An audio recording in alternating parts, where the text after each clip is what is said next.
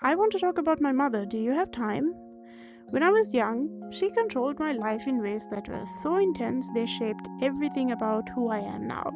She had this iron grip on what I could do and what I couldn't do, and looking back, love, affection, kindness weren't really things that she wanted to use.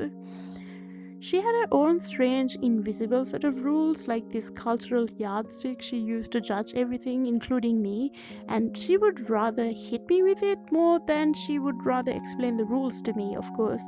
She can't explain the rules to me because the rules never made sense. My mom was complicated but full of contradictions. It's almost like a badly written Victorian novel. She had these super specific ideas about what art and culture were worthy, and weirdly enough, she was really selective about what she liked. For example, my writing and art, if she liked it, she would praise it to the skies like she was proud of me, but only if it met her high, mysterious standards. One time, I actually managed to impress her. I wrote this essay for a school language exam and I got a perfect score.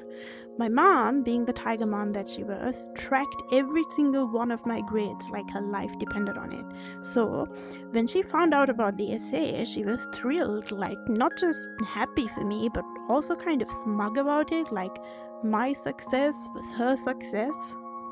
What surprised me the most was that she actually sat down and read it. Not just a quick skim either, she read it carefully, quietly, like she was paying attention. The essay was about a boy who helps his friend see a sunset from a hilltop. His friend is in a wheelchair and wouldn't have been able to climb the mountain hill otherwise, and the ending was bittersweet, kind of sad but beautiful, and honestly, I don't even think that it's that good. But when my mom finished reading, I saw tears in her eyes. And that's something I'll never forget. Tears from a woman I thought was unshakable. It was like proof that deep down she had feelings, maybe even a heart. Still, as much as that moment stuck with me, it didn't change her. She went back to being the same hard, unyielding person she has always been. I kept writing though.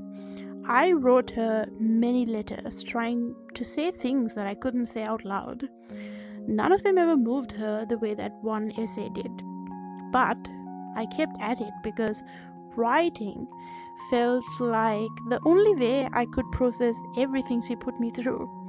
In a way, my mom was a blacksmith, and I was the metal she hammered into shape.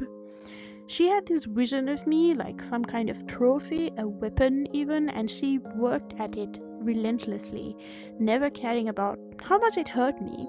And now I guess I have inherited some of that. I hammer out my own feelings through writing, trying to shape them into something that makes sense. Maybe it's still my way of finding some control in a life she once dominated. I don't write to her anymore, but I still do write about her, which is different somehow.